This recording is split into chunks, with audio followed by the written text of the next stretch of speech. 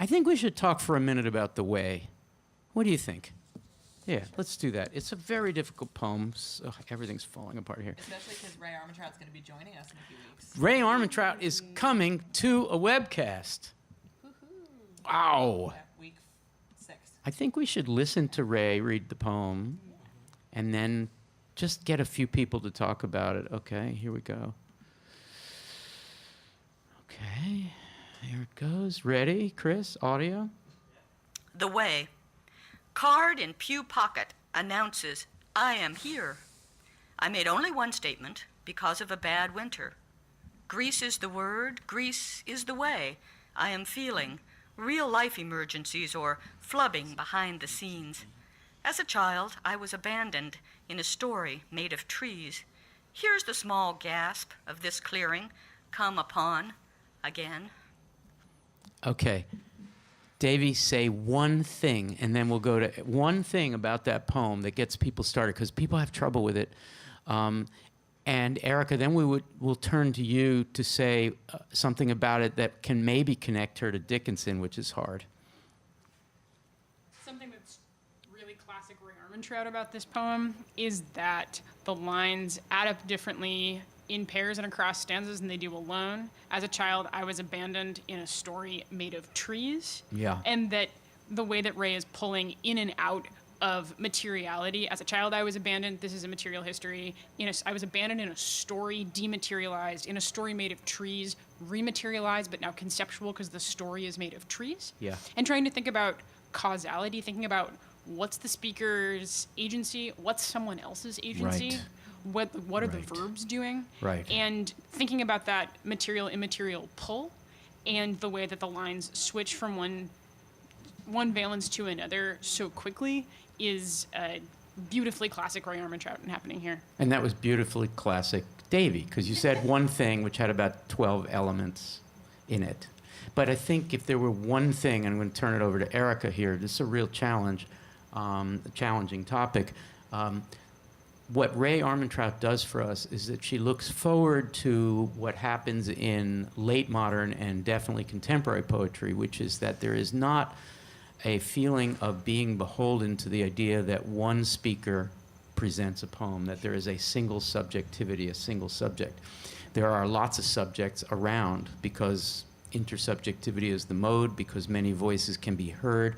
The poet can be a transcriber of something she overhears in the world, which is the sense you have at the beginning of this poem, that there's many sources of lines and they can be put in there, and that the reader is baffled, or the reader is lost, as it were in a wood, as it were in a story, lost.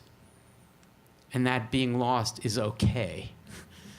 I mean, it's not okay for the various people in this poem because there's some people suffering here, but it's okay for a reader to start thinking that the speaker is one thing, one person, and then realize that the speaker is multiple. Poems can contain multitudes, which makes this Dickinsonian in its angularity, but Whitmanian perhaps in its multivocality.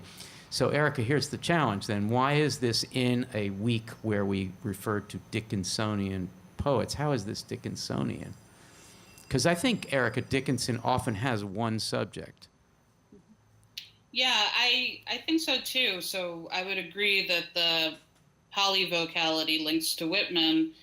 But the thing that I love about this poem is the way that Armantrout is thinking very carefully about the unit of the stanza and the lyrical stanza. And that's something that feels very Dickinsonian to me. Yeah, that's really good. Lily, and then we'll go to Jamie, this Jamie. You can just respond to what Lily says. Lily, quickly make sense, if you can, of the content of this poem story, which is that there's a moment where there's an I that seems to be Rae Armantrout-like, or young poet-like, young girl becomes woman poet later type person. As a child, I was abandoned in a story made of trees. What can you make sense of that? I think there's a lot of readings you could make even just of that one that one collection of lines as that Davy highlighted earlier. As a child, I was abandoned. So you could think of it as like poet developing their consciousness in the world, kind of like I was guided and parented, and then I became my own self and my own subjectivity. You could think of it as like reading and making yourself vulnerable to a text feels like abandonment in a way. Like it's not necessarily a comforting feeling. It's a feeling of being lost and being suddenly abandoned. I just think a lot about, with this poem, the feeling, the extremely common fear for children of being abandoned, and how like you could think of it as a positive scene, like a child sitting with a book seems very comfortable and like a sweet scene, but that for that individual, it could actually be a very scary and profound, in the sense of literally deep and lost kind of a experience. Very cool. Okay, Jamie, it's coming over to you, but I'm going to ask you I've decided there's going to be a question here, okay?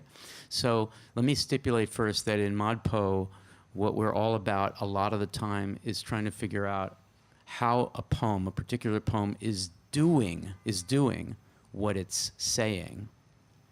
It's not just words that say things about things that other people are doing, but the poem itself is an act of doing something that it says. If that's true of the way, and I think it is, how is the poem doing what Lily just said it's saying?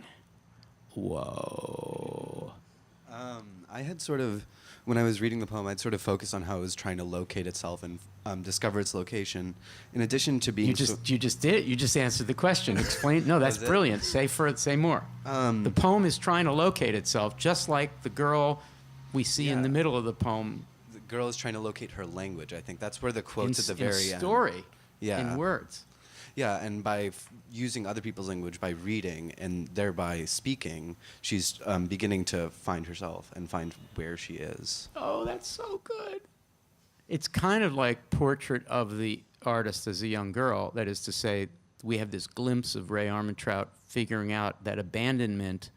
This is my reading of it. I could, there people disagree, but abandonment isn't such a bad thing. When your mother is reading you a story, I always imagine that because Rae talks about her mother reading to her. It's not in the poem, but if a parent or an adult is reading you a story and you get lost in it, you become addicted to stories, and that becomes a way in which it becomes a kind of transitional object, to use the Freudian phrase. That is to say, you're supposed to be attached, in the Freudian model, you're attached to your mother or father, especially with reading to your mom, and then your mom is actually teaching you to stray from her because you get lost in a story rather than completely involved in her, and that becomes the beginning of your linguistic self. That's pretty cool. Okay, one last thought on this poem, and then we'll. How are we doing with phone calls? Are we having trouble? We're good. Okay, so 610-616-3208. I'm going to ask Anna to say something about the way, and then we're going to gather some tweets and some thread points and maybe some Facebook points, and we'll just respond to those. Okay, Anna, something quick about the way. I think this poem makes a very good argument for why it is great to listen to poets read their own work when possible, because I think in hearing Rae perform it, you really hear the polyvocality, you really hear the multiplicity of voices and sources of text that she's collected, and I think you really hear that when you listen to her perform it. Yeah. And I'll just quote, actually, Anthony Watkins, who just posted in the one of our CTAs, he just posted in the forums, and he just wrote, "It's so funny to hear you all take the way apart, and for me, it's an open poem about the feelings of being in church. I actually wrote a poem in response to this morning. I was obnoxious enough to send it to Rae, and she was gracious enough to say thank you." Whoa. That's great. He sent the poem to Rae Armantrout. Yeah. Well, that's really circular. Love that. Okay.